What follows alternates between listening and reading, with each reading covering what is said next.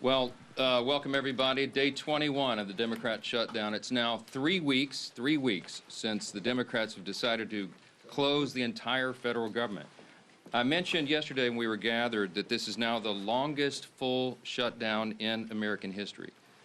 And yet again, Senate Democrats voted for the 11th time, 12 times overall, when you count House and Senate Democrats, to prolong the pain and keep the government closed. So we want to talk very briefly with you this morning about what that means, and then we're going to give you a little update on the Epstein matter.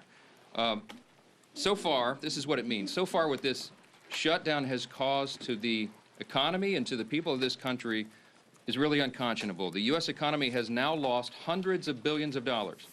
We have federal workers who are desperate for pay and uncertain when they will get their next paycheck. You got families wondering if they'll go without food assistance next month because many people rely upon that. New federal loans and disaster aid have come to a complete halt, and the stewards of our nuclear defense stockpile are being sent home on furlough. Think of the implications of all this. All of it hurts the economy, it hurts our national security, and it hurts the American people, and the Democrats seem not to care. I was watching Republican Senate Majority Whip Barrasso this morning on an interview, and he said it, I think, very succinctly. He said the Democrats are practicing the politics of pain. I'm not sure I could say that any better. That's exactly what it is. And you think of what's happening right now.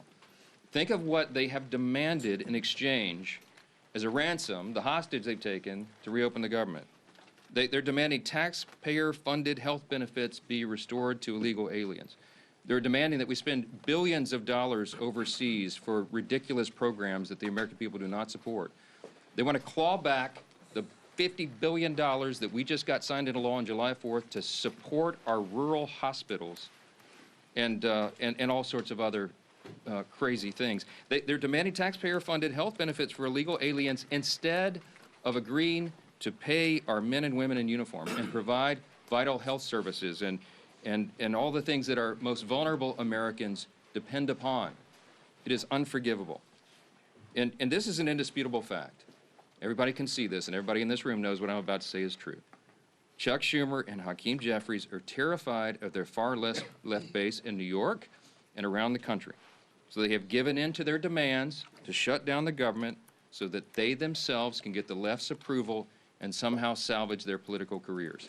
That is the whole story in one sentence, okay?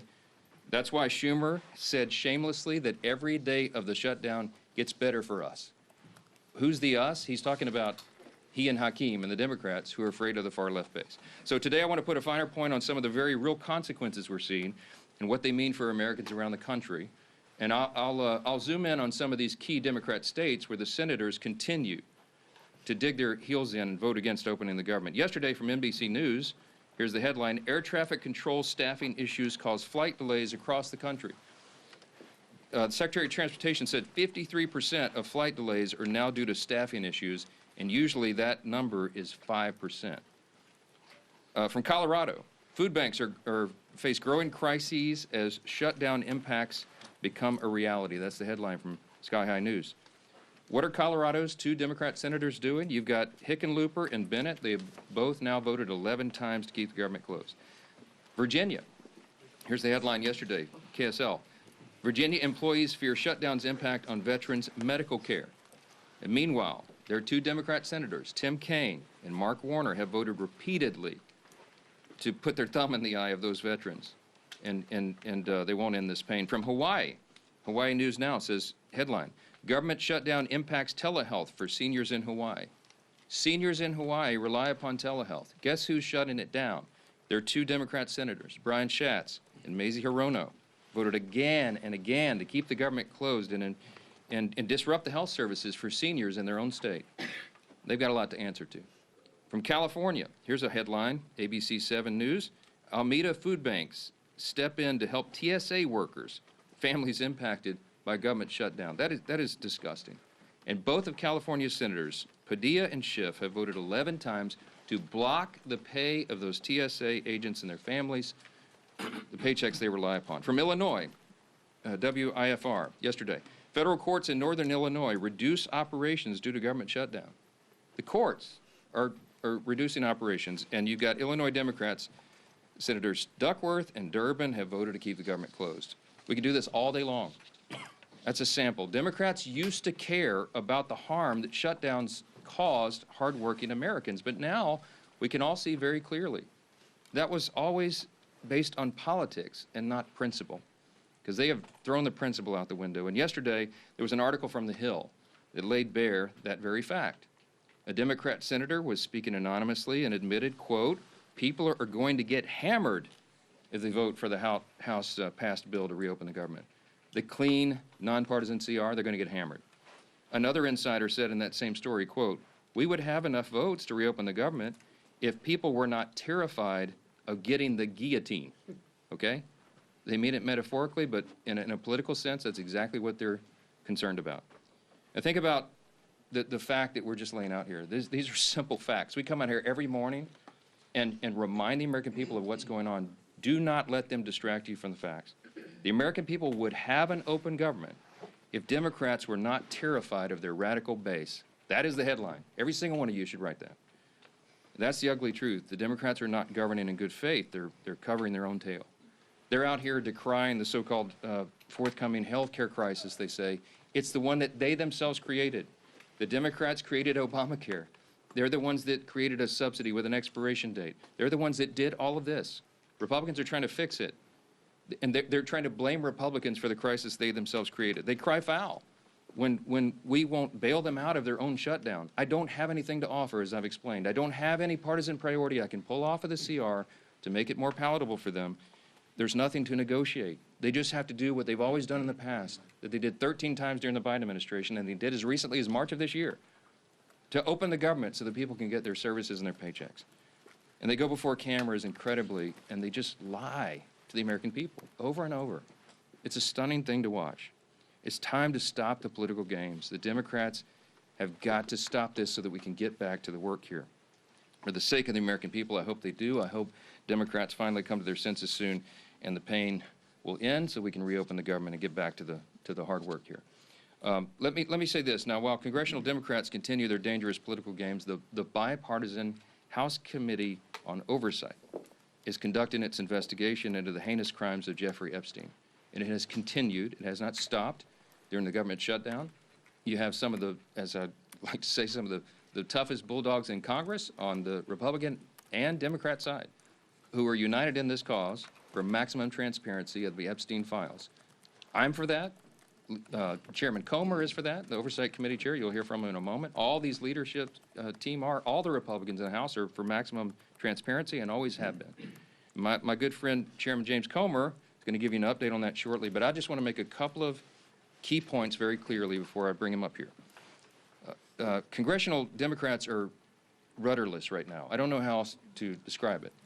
They don't have a message, they don't have a leader, they don't have any identifiable set of policy solutions for the problems facing the American people. Their party continues to hit all-time historic lows in poll after poll after poll, and many of you have reported on that. These are objective facts. They're utterly lost as a party, and everybody can see it. So what are they doing? They see a shiny object, and they latch onto it. Democrats did not say one word about the Epstein files for the entire Biden presidency. They had all the files in the Biden DOJ.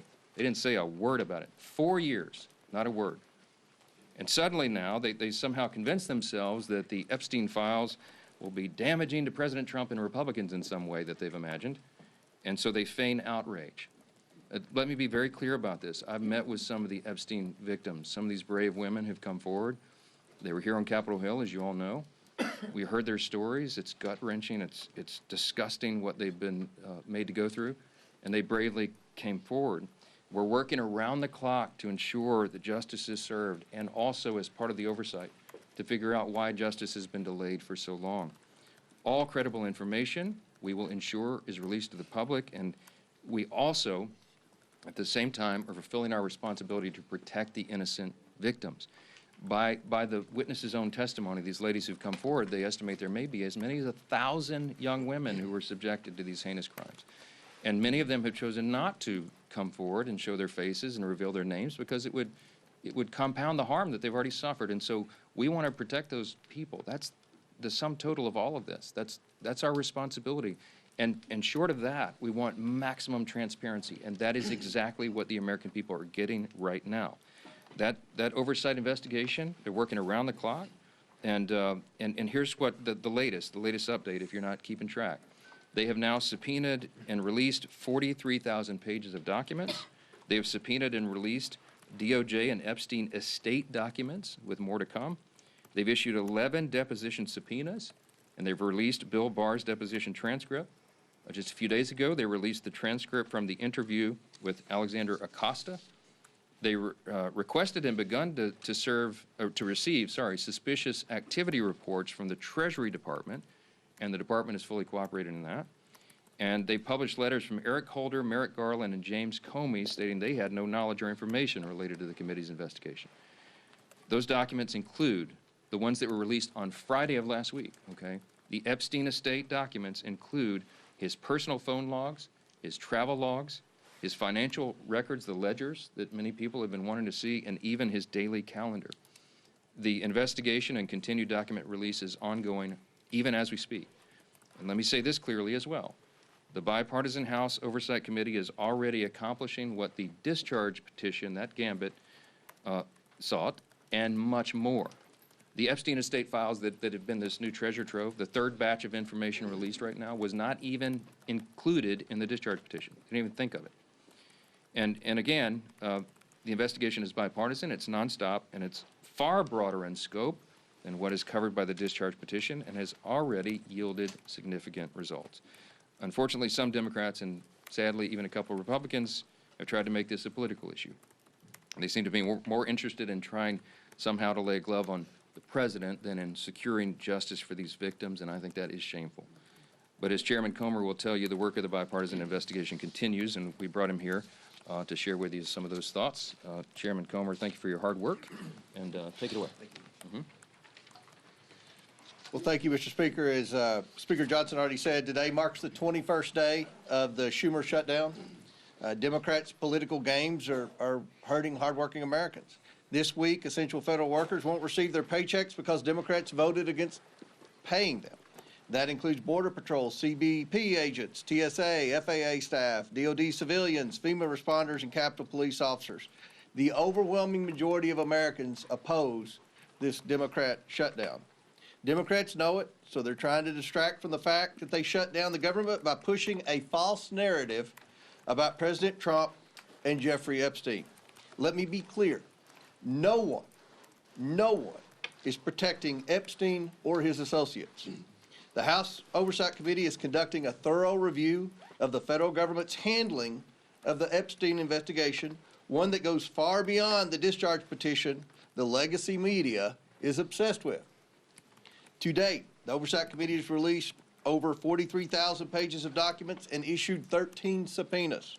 We've conducted a deposition with former U.S. Attorney General Bill Barr and a transcribed interview with former U.S. Labor Secretary Alex Acosta. I don't think I need to remind anyone in here, they are both Republicans and both former cabinet secretaries in the Trump administration. And guess what? Those interviews completely debunked the Democrat smear against President Trump. Barr stated that there was no evidence that President Trump was involved in Epstein's criminal activity.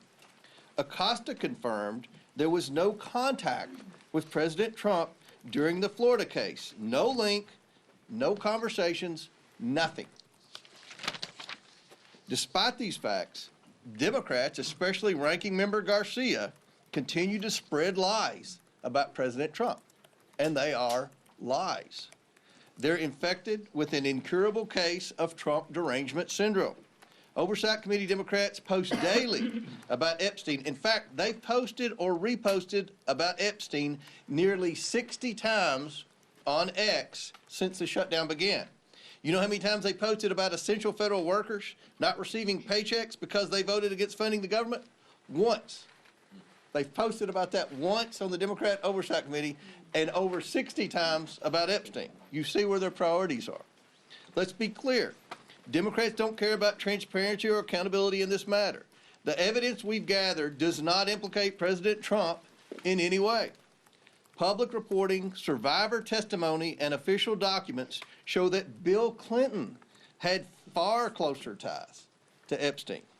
We're working to bring former President Clinton in for a deposition, but the Democrats aren't helping one bit. You would think, since we've already brought 2 former Trump cabinet secretaries in, they would be willing to bring in a Democrat who's had publicly a far closer relationship with especially Maxwell and Epstein. So why is that? That's a question every reporter should be asking Ranking Member Garcia and every Democrat on the committee. Why aren't you helping to bring Bill Clinton in for an interview and deposition just like we brought in Barr and Acosta? The Oversight Committee remains committed to accountability and transparency for the American people and for Epstein's victims. Our investigation has not stopped during this shutdown. We've released more documents just this past Friday. Democrats need to stop playing games and vote to reopen the government. With that, I yield back to the speakers. Thank you, Chairman Comer, and truly appreciate the hard work you continue to do to get the facts out. And that's what this has always been about. I want to continue to get those facts out, and your committee has been working tirelessly to do just that. As we enter the 3rd week of Chuck Schumer's shutdown, I think nobody can sum up just what is really going on better than the article yesterday in The Hill. You know, we've been saying up here for weeks that the real motivation behind the Democrat shutdown of the government is that they're afraid of the most radical far-left elements of the Democrat Party base. And yesterday, The Hill, in a pretty riveting article, laid bare the underbelly of the Democrat Party's motivation. It truly is fear of their own party's base that has driven the Democrats, especially in the Senate, to shut down the government. It's a calculated decision. And the continued votes, including yesterday, to keep the government shut down has been a direct result of the fear Democrats continue to have of their own party's base. Some of the most radical elements that you saw at the Hate America rally. We showed it up here on this dais yesterday with some of the most vile things that you saw. Many people that were holding signs calling for the death of the President of the United States. That's who Democrats in the Senate are most afraid of. And they're willing to inflict pain on millions of American families. And I think it's very important to understand what they're saying. There was one Senate Democrat aide who said people are going to get hammered by their liberal base if they vote to open up the government. So they're not concerned about the millions of families who are suffering because they're keeping the government shut down. They're just worried about getting hammered from their own base. And the Speaker laid out some of this too. There was another senator who said, quote, they'd vote to open up the government yesterday if left to their own devices, but don't want to risk an angry backlash from their base. They'd be more than willing to do it. They know it's the right thing to do to open up the government, but they're scared to death of the backlash from the radicals in the Democrat Party. Another person said enough Democrats would vote to reopen the government, quote, if people were not terrified of getting the guillotine. You know what that means. When they're more scared of their own party's base, you talk about profiles in courage, that's what we're experiencing. And maybe the worst was this, because the Speaker's gone over and over with some of the different states and the pain it's causing, not just here in Washington, but all around the country. In every state, there is real pain being inflicted. People that aren't sure if they're going to get another paycheck if they're working for the federal government. And there's a state, Georgia, that has a number of military bases, a lot of other federal workers. NIH is headquartered in the state of Georgia. And what is one of their senators, Senator Ossoff, thinking about all this?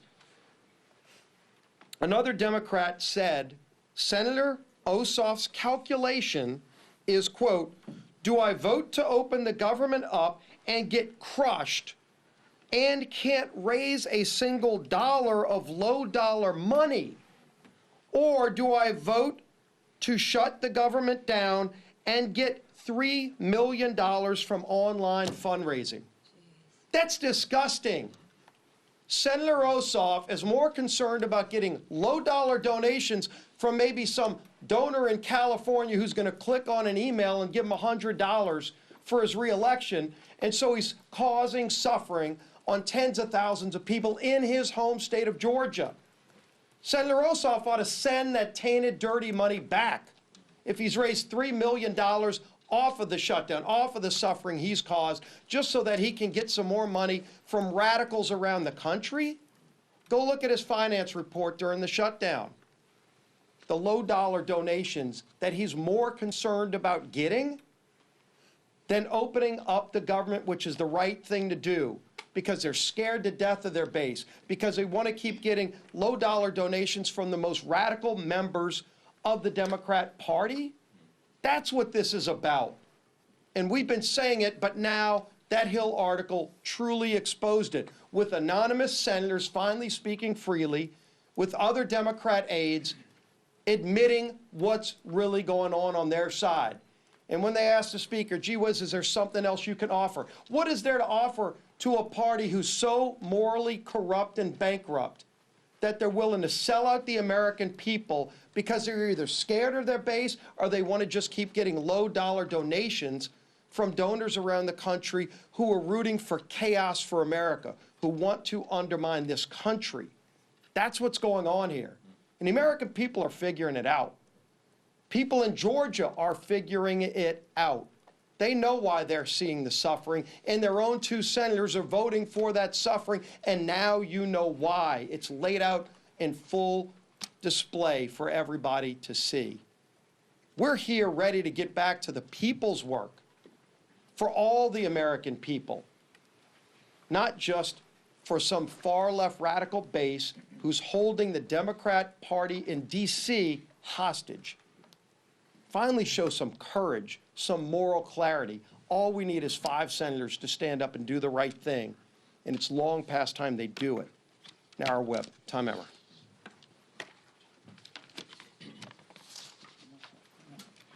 Welcome to day 21 of the Democrats' shutdown, where Democrats have now voted 12 times against funding our government. Why is that? I'm going to read the same quotes from those anonymous Democrats. People are going to get hammered if they vote for the House-passed bill. A second person familiar with the political dynamics said centrist senators are fearful of breaking with leaders while party activists are planning the anti-Trump rallies. Another one, we would have enough votes to reopen the government if people were not terrified, as Steve and both Mike have pointed out, of getting the guillotine. Another Democrat strategist said the main driver is fundraising, which Steve just went over.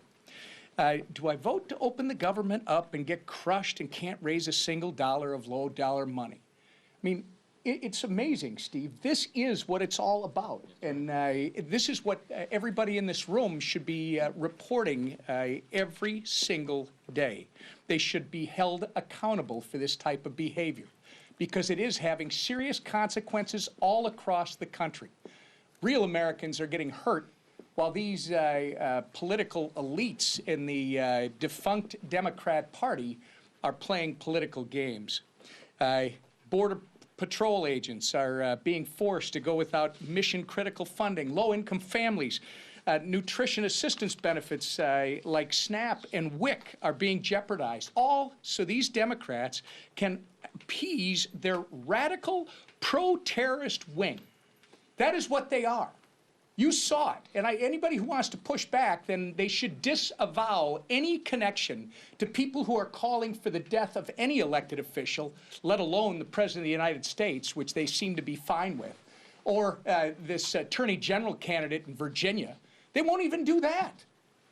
This is a party without a message, without a leader, and without a future at this point.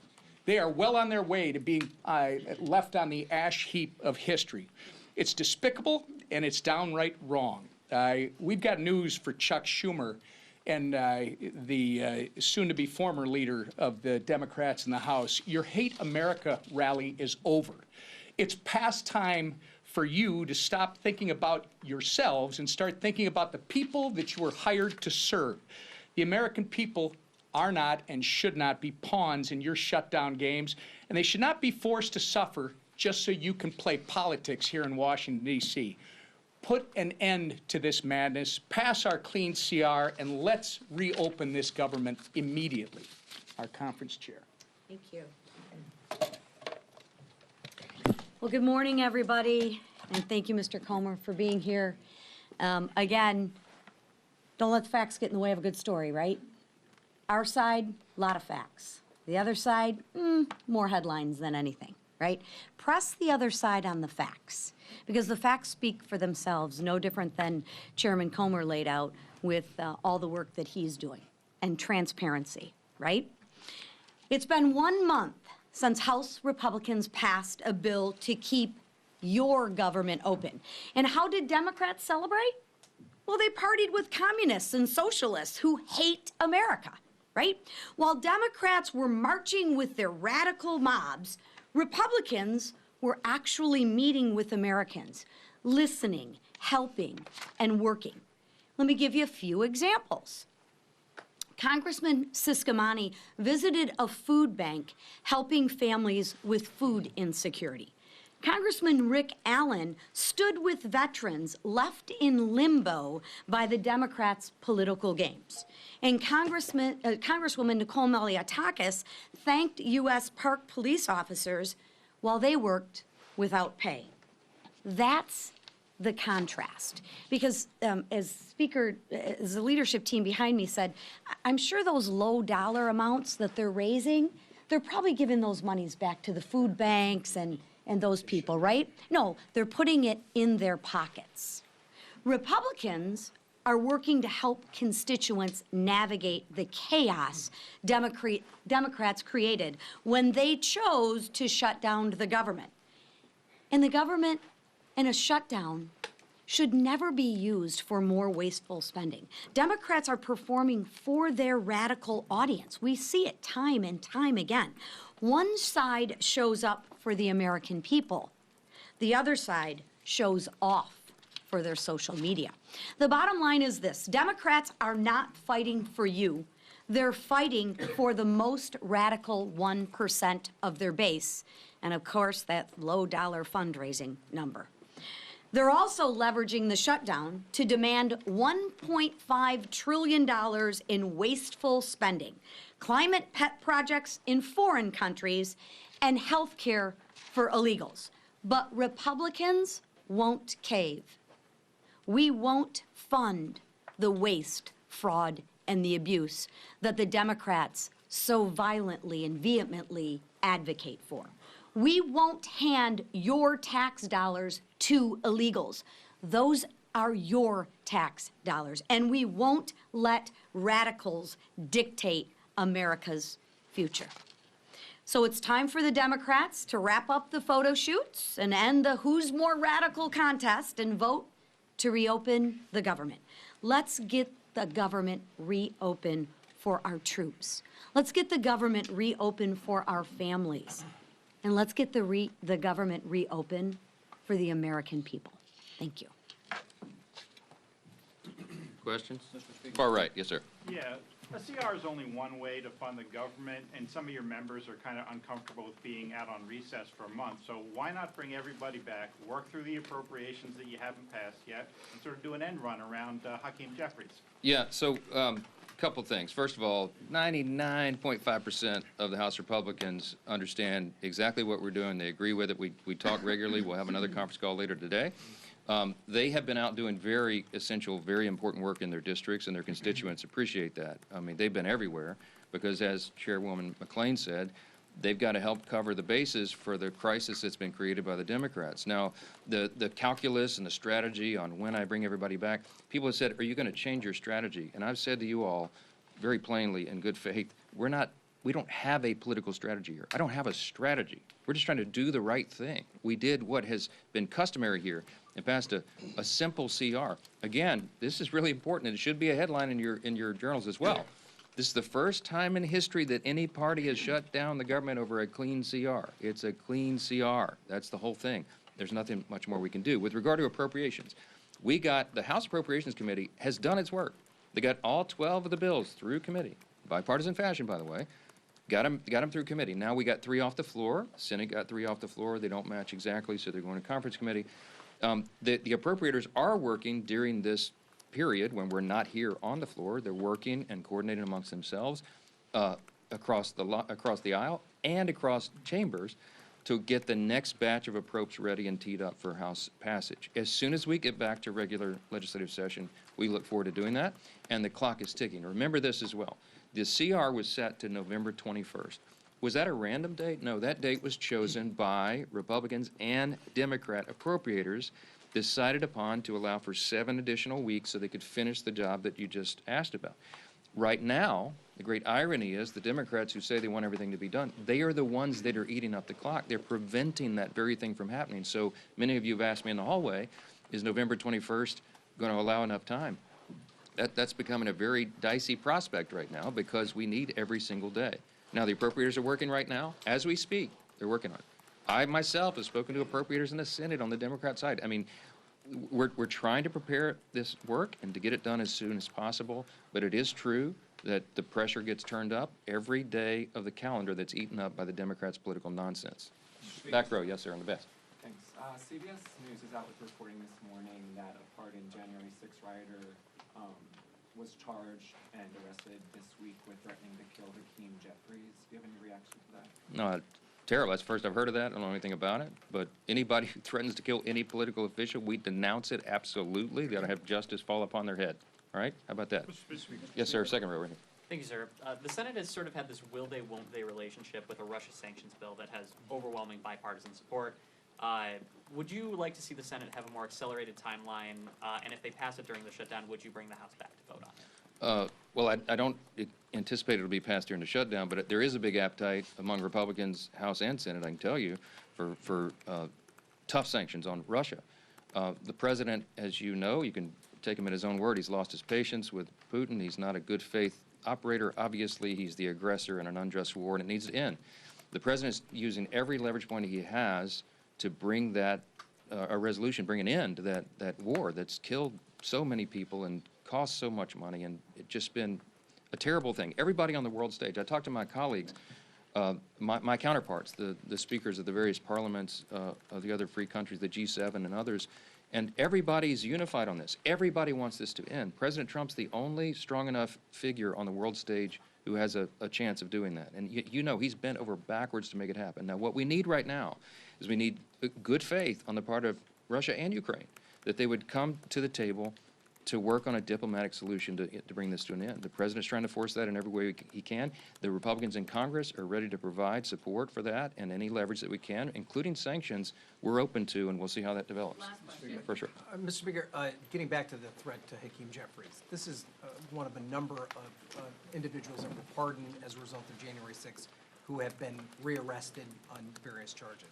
Did President Trump make a mistake by just offering up a blanket pardon for every single person that was convicted as a result of I don't know any of the details of this at all. I don't know who's been alleged to have been involved in this. I will say that anybody who threatens political violence against elected officials or anyone else should be have the full weight and measure of the Department of Justice on their head. I trust that that'll happen. I hope it will. We are intellectually consistent about that, obviously. I will tell you this. The violence on the left is far more prevalent than the violence on the right. Don't make me go through the list. You all know it. All of these the assassination culture that's been advanced now, this is the left in almost every case that is advancing this and not the right. So let's not make it a partisan issue. You don't want me to go there. We're just going to say anybody, any deranged individual, this has to stop. And the rhetoric that you saw on display on Saturday, we highlighted yesterday, it plays into this, okay? There are people that get triggered. There are deranged people in society when they hear elected officials participating in a rally that was paid for by Soros and sponsored by communists with signs and placards and mantras that were repeated that we should bring death to, fascist politicians. What they mean is they call every Republican a fascist now. They're calling for the death of elected officials. Please, enough of that. We got to stop it. Stop the rhetoric, stop all the nonsense, and stop the violence. What about the blanket pardon, sir? Was that the blanket pardons? Was that look, appropriate? I'm not going to address it because I'm not sure of the details of this, and I think we've said enough. You know where we stand, and every one of you should stand there the same way. We denounce violence from anybody, anytime. Those people should be arrested and tried. Mr. Speaker, should the president have